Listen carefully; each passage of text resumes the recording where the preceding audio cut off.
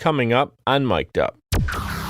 Here's the unlock for anyone. If there's anything in this episode that you're going to take away from this, is you becoming the bank. So the banking system is not in our favor. Like when you buy a house, they make money on the spread. So if you can do the same thing, you're the bank, right? With your own capital. You want to crush life and you want to create all this stuff and you want to fast forward in time, but all of this takes time. And we have to be patient with ourselves. We have to be patient with the results. We have to be patient with the people around us. Because if you're not centered, then you could implode. Welcome to Mic'd Up. I'm your host, Mike DeChocho, and on my show, I interview entrepreneurs, award-winning authors, entertainers, business leaders, athletes, and other talented individuals who I personally invited to join the show to inspire you to be brave and bold in pursuit of your dreams. If you dig this show and are looking for more inspiring content from incredible people, click the subscribe button and you'll be notified of each episode release. Subscribing is free and it means the world to me that you've chosen my channel to tune into. You can give a gift of thanks and appreciation for providing this content to you. Simply visit patreon.com/mikedup, MIKEDUP. Any amount is greatly appreciated and totally unexpected. I welcome you to connect with me on my other social channels as well. All links are clickable in the description to make it even easier to connect. Thank you again for tuning into Mic'd Up. Enjoy the show. Our guest today left corporate America after 20 plus years to jump headfirst into real estate investing to achieve his ultimate goal, financial freedom. Less than 1 year into his real estate journey, after educating himself, building networks, and analyzing hundreds of real estate deals, he purchased his first multifamily building. He's a proud member of GoBundance, which is a tribe of millionaires seeking to share all successes, struggles, ambitions, and failures without being judged. Welcome to the show, the founder of media agency On Air Brands, the innovative networking and podcasting event PodMAX, and the real estate investment company Mindado Investment Group, Erik Cabral. Thanks, brother. I appreciate that, man. My man. Hey, so much to talk about today. We got a lot of, this word gets thrown around a lot, synergy, but I think I can actually use it and it's appropriate today. In the podcasting space, we're going to talk about your story. We're going to talk about where people can find you, which is ericcabral.co. All of your social media and website links will be clickable in the show notes. Are you ready to rock and roll? Yeah, man. Let's do it. And a quick shout out to our buddy, Todd Armstrong, a firecracker of a human being making this happen. And Todd, if you're listening to these, because you're the one who made this connection happen, we greatly appreciate you. Off camera, we were throwing you a ton of love. So I said, let's bring that on camera today. Yeah, he's one of those salt of the earth type of guys. He gets the job done. He's just really cool. He's dependable. That's what a great friend is, right? Great person. You know, you have over a decade of experience in that creative branding marketing landscape that I want to use that knowledge and kind of pick your brain. You're a power player in podcasting. And so what I'd love to hear today is your story. Like, how does that begin? When did you get into that creative space? And really, ultimately, what led you to what you're doing today? I'd love to hear all that. Yeah. Feel free to interrupt, because that's a long story, but I've always been a creative from the early days when I was a child until sketching Marvel comics and characters, and then being a prepubescent kid drawing Cindy Crawford and models life size because I needed them in my room. And it was interesting because I never really knew that was going to be my life, being in the arts. And it wasn't until my father was fed up with me getting into trouble with the law and hanging around the wrong kids and having long hair and smoking dope. And he was just like, I'm done with this. And he ripped off all like my heavy metal posters off the wall. And he grabbed me by the ear and brought me to this school in upstate New York called Sullivan County Community College, which was an art school. So did he destroy the Cindy Crawford? We're hanging over here. I still have that. No, he tore up like James Hetfield and Anthrax and all those and Megadeth posters. He ripped everyone who had long hair except for Cindy Crawford. Oh, man. But yeah, dude, if it wasn't for that eye-opening moment that I arrived at Shangri-La for me, like it was drafting tables and cameras and rapidograph pens and all these things and tools and people that I was like, this is my home. And finished up my 2 years there and then continued my education in graphic design in Manhattan at School of Visual Arts. And that was it, man. That was my career for 2 decades. Yeah. Where did you say you grew up? I know you're in Jersey now. Born and raised in Yonkers, New York. Yonkers. Okay. I've been there before. Yeah. And we weren't in the burbs, man. We were straight up. That was like the early days of what turned into the projects. Like you go back there now, you drive really quickly through it. Yeah. When I was a store manager in training, they sent me to Yonkers to work with like one of the top store managers in the company. And it was like a nice little trip, but it was in this like beautiful mall complex type thing, outdoor, really, really cool. But yeah, I definitely knew when I was driving back to my hotel in my rental car, I was like, this is not a place I'd want to stop for gas. You know what I'm saying? There's beautiful, like I said, the burbs of Yonkers. And that sounds like you were there. I was in the burbs, but when I was getting back to wherever they put me up in the hotel, I remember, all right, just keep going. Sound like they were trying to save some money. I don't know. It was just, I could tell that it very similar to Buffalo. There's just certain areas you don't want to spend too much extra time in. And then there's beautiful areas like 10 minutes down the road, 100%. Towards the south end of Yonkers, it turns into the Bronx. So that's kind of where we were. I was happy one of the bridges I was on, George Washington, possibly. Do you get to see Yankee Stadium off to the corner? Yeah, it's beautiful. Yeah, I remember doing that. And there's that little sliver that when you go by in the subway, you could see a game live for a second. You're like, oh, there's a game going on. Yeah. Aaron Judge home run right over the subway. All right. So not to get off on a tangent, I just love New York and I appreciate it. So you're in Yonkers, just to kind of put on a timeline, now you're back in Jersey, but you did some school, obviously in upstate New York, and then you got into more of a creative, you got your bachelor in fine arts, right? Mm-hmm. Yeah. And I achieved the dream, which was to live and work in Manhattan and work for all these sexy, cool ad agencies that you see in the movies. And I built a career and I climbed up the corporate ladder.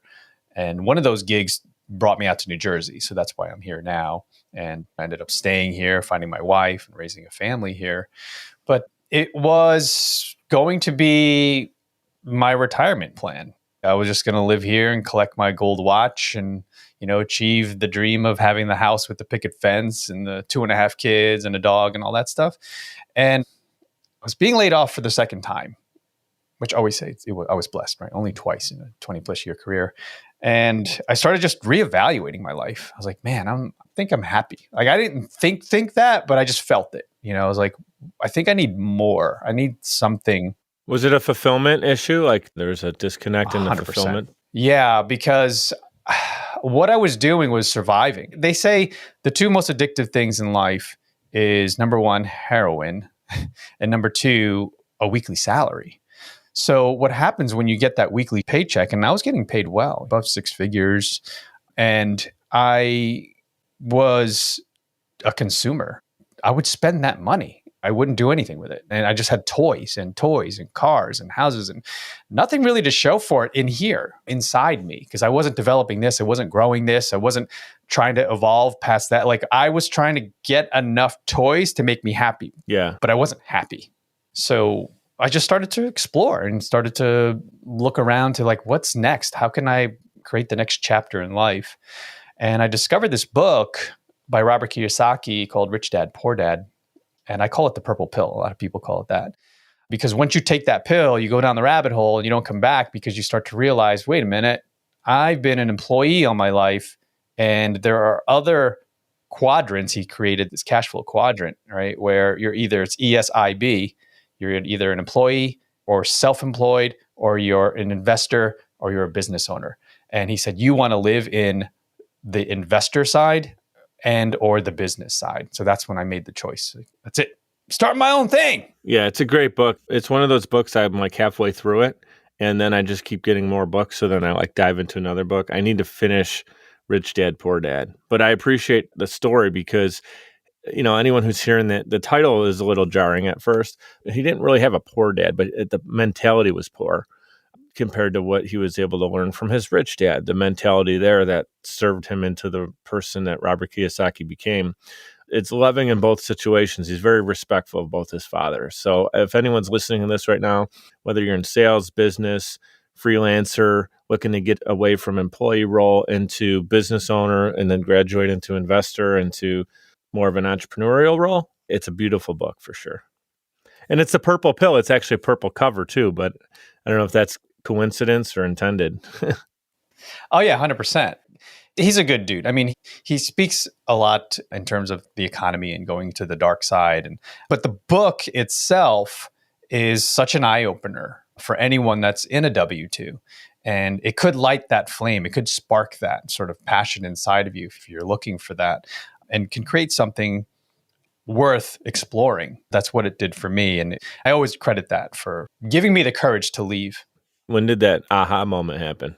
I want to say I was 40 or 41. Whoa. Okay. So you're definitely a young looking whippersnapper. I would have put you around, I'm 36. I would have thought you were maybe younger than me, actually, which is cool. Dude, I'm going to turn 50 this year. Stop it. I don't believe that. Yeah. All right. We're going to end the interview. Erik's he's a pathological liar. I'm a vampire. That's what I do. You look fantastic, dude. Thanks, brother. I'd have to go backwards in time to look that good at 49. So, man, this conversation has been great so far for me because being a creative myself and having a different story. I went to Buffalo State College for media production, but similar kind of track. And rather than getting into the creative side out of college, my thing was I got into sales and started to read the Robert Kiyosaki's and Grant Cardone's. And I know you have a real estate love and an investor love. You're shaking your head. You know who Grant is, of course. To keep the convo flowing, we're going to take a break in a minute. One more thing I want to cover before we get to the break is let's talk about podcasting for a moment, because it's something that we're obviously on a podcast having this conversation. It's something we both have an affinity and a love for. I personally know a lot of the answer on this, but I'm asking it for our audience, someone who's thinking, hey, I might be considering starting a podcast for my personal brand, whether it's like a solopreneur, entrepreneur person, or it's a business who's like, hey, we can use this in many different ways. So in your, not even opinion, but in your research, describe how launching a podcast can benefit a business or an organization. Oh, man. That's a whole episode. Exactly. Yeah. You sure you want to have the break? Let's go to break first. But yeah, it's in terms of research, I can't say that there's been recent research because I've been doing this for 3 or 4 years now. I would admit that I didn't do a ton of research before starting my own podcast, but I knew what it was doing for me. And I knew how powerful it was for me when I was learning and I was growing, and continuously till this day, listening to podcasts. And I like to call it the university on wheels. I was just going to call it that. And I'm like, is he going to say it? Is he going to say it? You're in Manhattan. So whether it's wheels like driving or you're on the subway, whatever, you have a lot of, for me, it was windshield time when I was driving from appointment to appointment. But anybody who's listening to this has some point of their day that you can, I don't like to say multitask because that means that you're doing something less than 100%, but you can make the pinnacle of what you're doing, putting these on and learning. It just opens up your mind.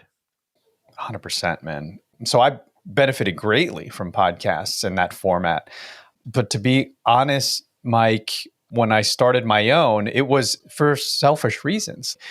I was networking a lot and I was doing a lot. So people didn't have clarity, and nor did I really, of what I did, because I was in creative and I was doing logos and branding and marketing for people and clients. But then I was also on this side, left brain, sort of analytical, looking for deals and buying real estate and trying to find investors to join me on projects. So a lot of people at these meetups, real estate, mostly meetups, they would say, what do you do again? I see you talking about this, talking about that. Anyone who's out there who has a platform or creating a platform, I highly recommend that you focus on one thing because you don't want to confuse your audience. So really it was the podcast that I looked as a platform for me to create a personal brand. I don't know if I called it that at the time, but it was like, let me at least point people to a door and say, hey, you're asking these questions, go to my podcast. You know, once you walk in there, you're going to get all the answers. And I'm going to be getting answers because I'm talking to amazing people. And it's the university, right? I'm learning and I'm asking the questions that I need to hear for myself and as well as an audience. So that's really where it started, Mike. That's so funny, man. We got so many parallels.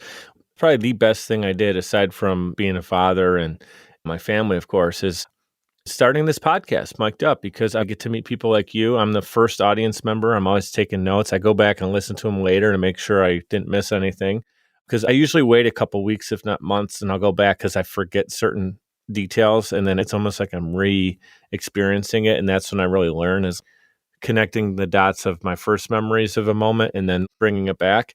But same thing, I just wanted to say is launching this podcast was a way that I've networked the most incredible people. If you ask me to list your top 50 most incredible people you've met, it's going to be most likely 50 people that I've interviewed. And that's always like this great reach up moment. Recently had the privilege and honor of interviewing David Meltzer. He's a great guy. I know you know who that is because that's the connection through Todd comes from David. So as a business though, of course, it's much more than just building the brand. They're now keying in on being able to be the resource of great information. And now when you become a resourceful tool, you're adding value. And when a business adds value, right, now all of a sudden they're getting it from that source and the company becomes so much more highly valuable. And I love the part, I'd love you to speak to this. Have you ever produced a podcast where the show itself was used a little bit like a bulletin board for employees, like where the actual podcast got information similar to like the presidential emails that would come out saying, this is the direction our business is going and you got to read this super long email, where the companies are using it for that purpose? So you mean like client stories or our stories in terms of using the platform for that? Yeah, like I actually produce a show for the Independent Equipment Dealers Association and they use it for members, for example. Like the marketing director interviews different members of their association, so then everybody can kind of connect to a different member. It's really a cool thing, and it's like a tight-knit group. So if somebody finds it on Spotify, most likely if you're way outside of that realm, not for you, but it's not for that purpose. Like it's serving a purpose to be valuable to the group. Have you ever produced anything like that? We do have one. So he's in real estate. He's a real estate investor, but a lot of our real estate investors have gotten to the level where they're in the growth and contribution stage of life. It's not necessarily to monetize the podcast. It's really to spread the word on health or faith or mindset or growth. And it benefits, like you said, employees or people in their circle, partners. And yeah, they use it for that as well. We've had multiple, one specifically, I would say, I won't mention their name, but I would say they're the top 5 companies in the world. And we're blessed that we're on their radar and they reached out and they wanted to create an internal podcast for their employees. Is it the letter V by chance? No, the opposite side. I know you've worked with them as well. Yeah. I'll drop their name. Definitely. I love Gary and all those guys. Ding, ding, ding. What do we have for him, Johnny? We produce podcasts for his C-suite execs. But there's another company that you would think that they have their own resources, their own stuff, but yeah, they don't necessarily want to invent or discover or figure this stuff out. So they reach out to people like us.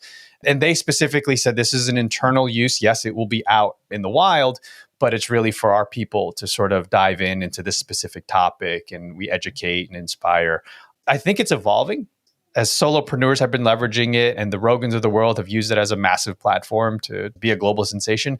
But then little guys, I'll lump you in with me, little guys like us, we've figured out we don't need millions of downloads. I'm happy with 50. I'm happy with 100. I'm happy with raving fans. I don't know if anyone ever read that book, but you really only need 100 loyal people in order to start a business and to have success. So that's kind of what I've been experiencing. But I know that corporations are starting to jump into it for different reasons, like you stated. I'll say this too, on the record, I haven't mentioned this on the show before, but Social Chameleon, which we're going to hear about in a second because we're going to get to the ad break, is a company I created. And when I look at the tight-knit, my favorite clients to work with, the reason I call them the favorite is just that like they're the best fit. They're actually our target avatar. Because, in the beginning, when you start a business, you kind of are willing to open it up for kind of the masses. And then eventually you tailor it down into your target audience. I'm not suggesting that that's the strategy to use, but that's how we ended up doing it. And now it's very much a tighter knit and we understand who our target is.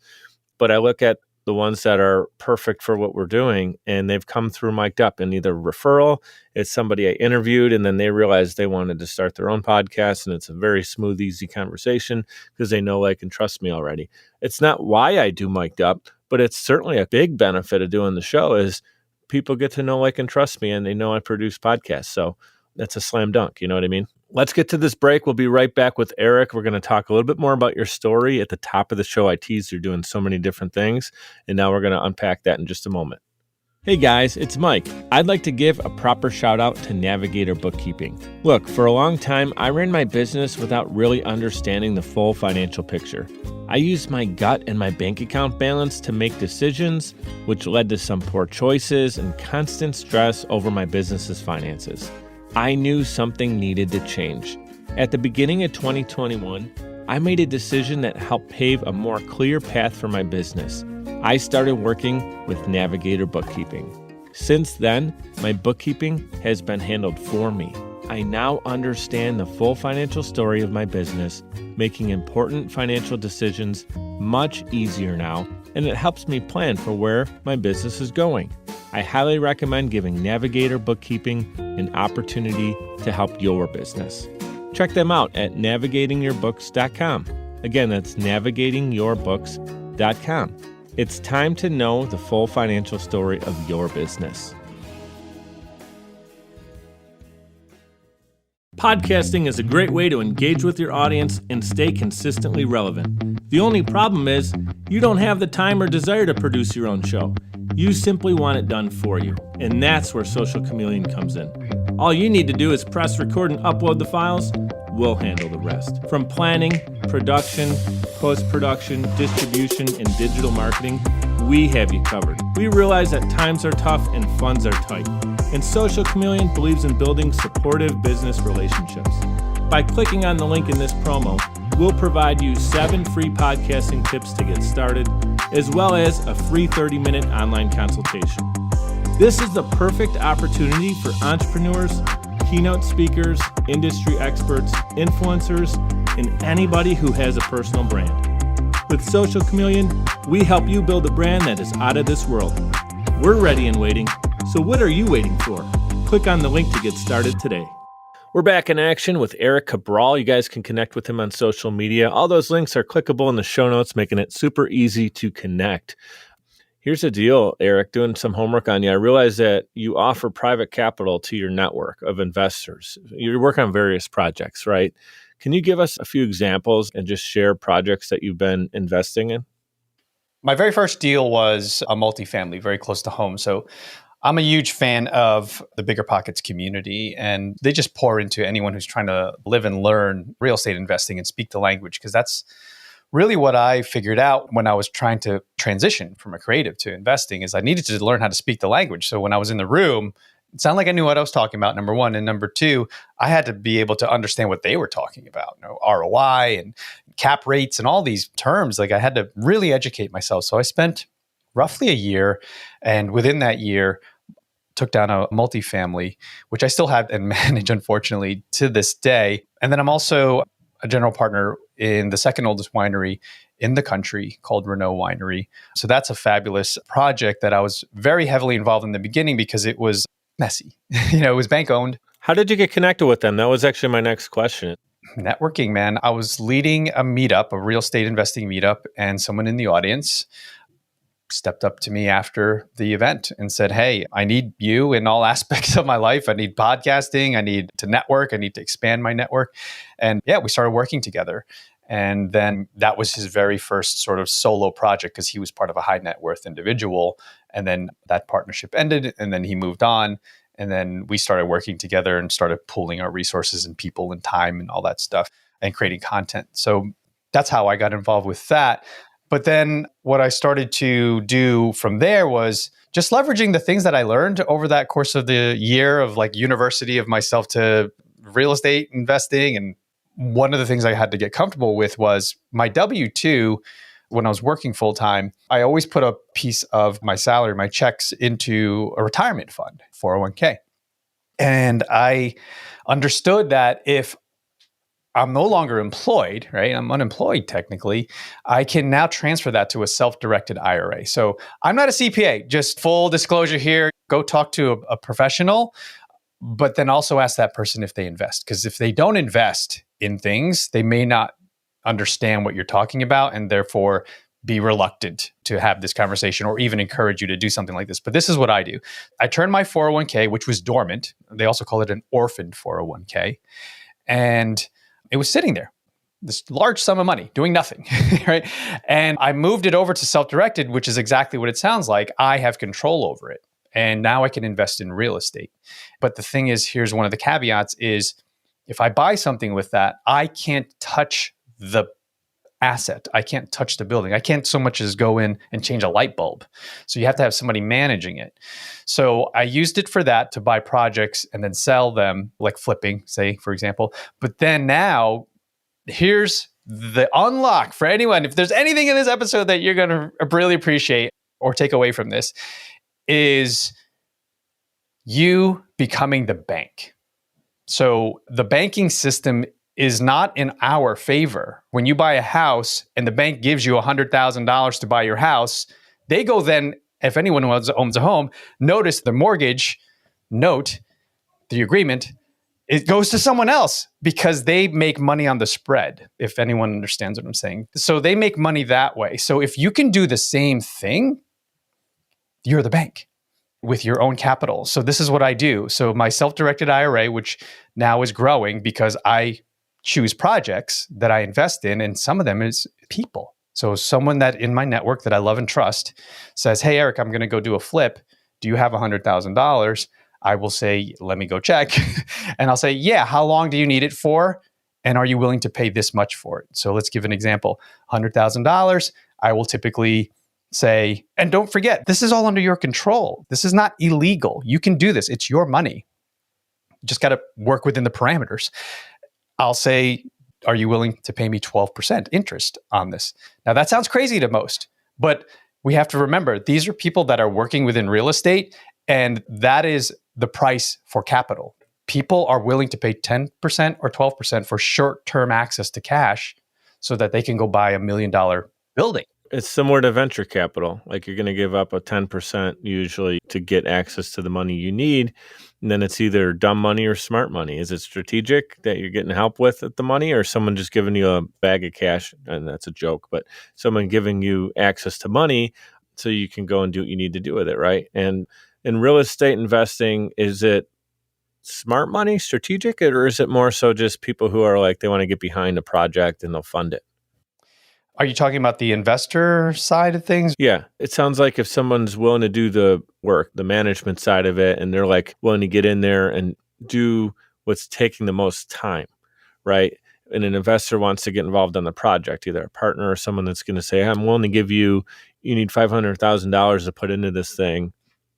We're willing to do that. And then what, they ask you for like a 10% kickback? So I try to keep the math simple. So say someone's buying a $100,000 house and they want to flip it, and they know it'll be worth $150,000 when they sell it. They know it'll take them 6 months to finish the project. But let's say they don't have the money to do it. So they're getting the money from someone that they're borrowing from, an investor, right? Yeah, from me. From you. Yeah, so I'll give them the cash that they need to finish the project. It's also sometimes called a bridge loan. And what's in it for you then? Like a 10%? I'll make interest on the money. And then also there's something that we call points. So that's a percentage of the loan up front. So I'll say 2 points and 10%, we'll say. So if it's $100,000, then it's $2,000 up front. That's just to set everything up. That's for me to get my team involved and to get the paperwork and everything. So they'll give $2,000 for the setup, and then they'll pay $10,000 in interest only. And then at the end of the loan, they pay it all in full. Cool. That's good to know. Yeah, I never quite understood exactly how that worked. There may be people interested because I know a lot of times the entrepreneurial spirit, real estate is the game where a lot of people are making dough, because if you're smart in it and you know what you're looking for and what you're doing, the landscape is there. People are crushing it. Even throughout the pandemic, we're still doing very well. Dude, I have people in my network that 10x'd during the pandemic over the past 2 years. I have a really close friend of mine that was $1 million to $2 million in net worth and now is over $10 million in net worth. And that happened all over the past 2 years. I just met a guy who went from 15 units that he has to like over 600 in the last 2 years. He's just up in the game. A lot of opportunities. Absolutely. So here's the key, though. You're a guy that has a lot of skills and talents and your background in media, but you also have this incredible background now and a lot of time spent in investing. How are you balancing being the founder of a handful of companies? You're this real estate investor. You created PodMAX events.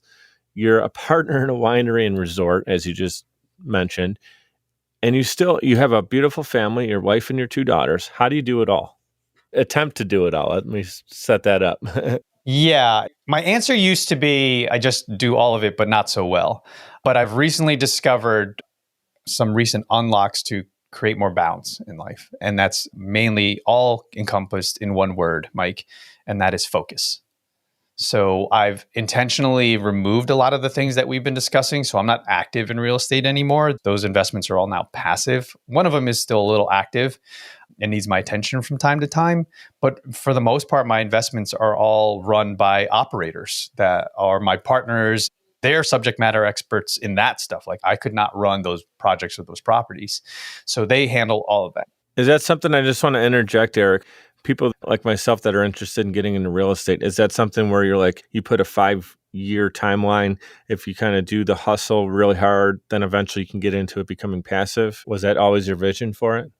My vision at first when I started in investing was to be active. I thought that I would be the one, I'd be the rainmaker, I'd find the projects, and then I would find someone like you that wants to invest in the project, and then we would all partner.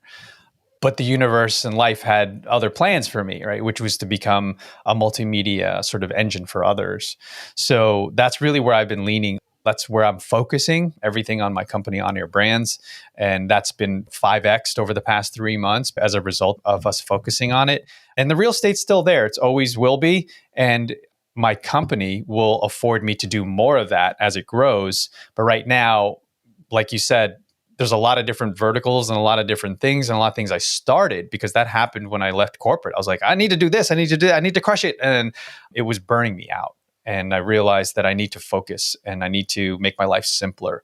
So another one of those things is just getting up early. Like that's the life hack, people. I didn't realize that because for 20 plus years, I would sleep in when I could, and I just wasn't motivated to get up. Now I get up at 4:30, 5 o'clock in the morning, and we're gonna have a time change now. So I always get screwed on this end. It's like we move the clock forward. Oh man, now I'm waking up at 5:30 or 6.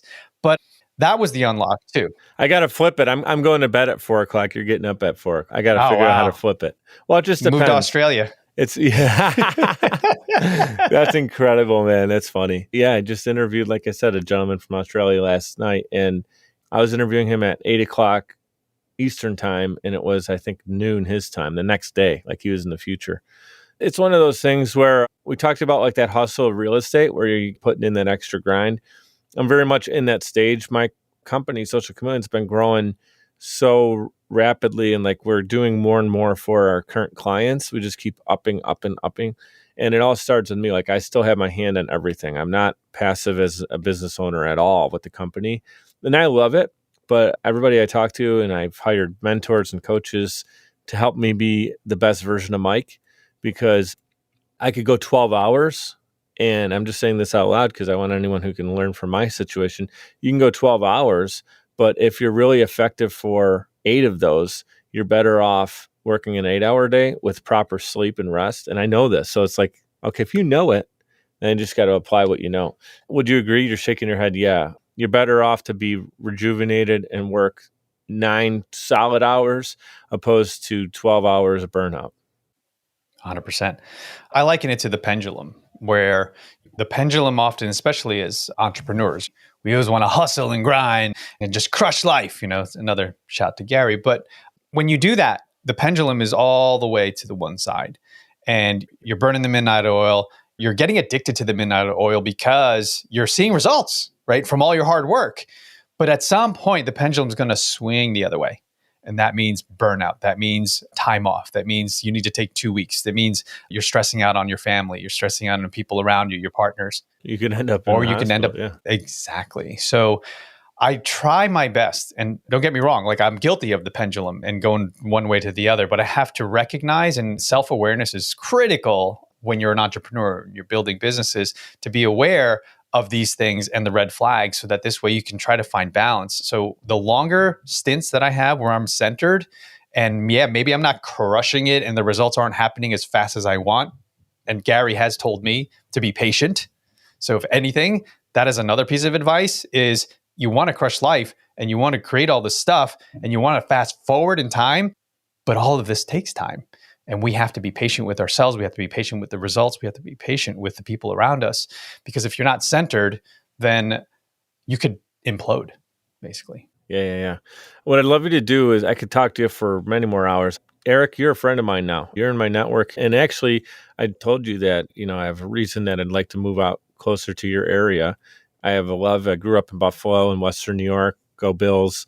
This is family. This is my life. But I mentioned to you that my daughter has recently moved out to the Philly area, and I'd be interested in kind of checking out that Red Bank. What is it? Ocean City, right? Ocean City, yeah. Ocean City, New Jersey. So that'll be close enough where I can hang with her within a quick hour drive, and I'd be on the beach because that's where I belong, man. My heart is happy when I'm sipping my coffee and can I see the water? Can I see the ocean? Then I'm happy. Even better if I'm on the sand, but of course it has to be the right time of the year for that. Final question for you. I know you got a jet in 2 minutes, as do I. Think of it this way. You're an author, protagonist in your own life story. You get to write the ending, and God willing that you get to continue to live a long and prosperous life. You're looking back on it. You're reflecting on it. You get to define your legacy. What would that be? Yeah. My legacy really gets carried through literally family and friends and the impact that I've made. Now, I understand like in 100 years, no one's really going to know or talk about Erik Cabral. But what I would hope is that the impact that I've made on people's lives and their business, and that ripple effect created something. And I don't have to take credit for it, but I would hope that my grandkids or someone says, do you remember grandpa being this? Or do you remember dad being this? And this was all happened as a result of something he did or something that he created or the connections that he made. So that's really the legacy. Is I hope that I make a positive change in the world through all those micro acts. You're doing it, brother. I see it. I see what you're doing out there. I know the effort that you're putting in and the difference you're truly making. And I'd challenge you. I know you're saying that because you're a humble dude, and I appreciate you being humble here on the show. But I wouldn't say that it's out of the question that in 100 years people could say, hey, this particular company or thing, part of podcasting, something you may have not even created yet, that you don't know exists yet. You're only 49, right? You got hopefully plenty of time.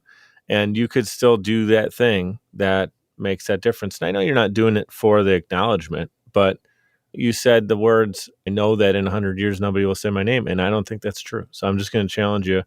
You don't need that because you're already extremely wired and positive as a man and with your family. But there's so much out there that ignites you. And I see it and I feel it. And I believe that there's even more for you and I that we don't know exists yet. Because guess what? 10 years ago, 15 years ago, people didn't know what we're doing today didn't exist. 10 years, who knows? Maybe we're working together. I'm actually already thinking, I'm manifesting that you and I are going to work together. So I'll let you run.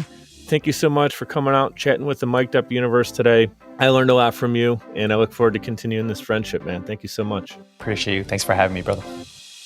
I'd like to give a huge shout out to everyone for tuning in, especially those who listen all the way to the end to hear this message. Seriously, I appreciate you, and my guests do as well.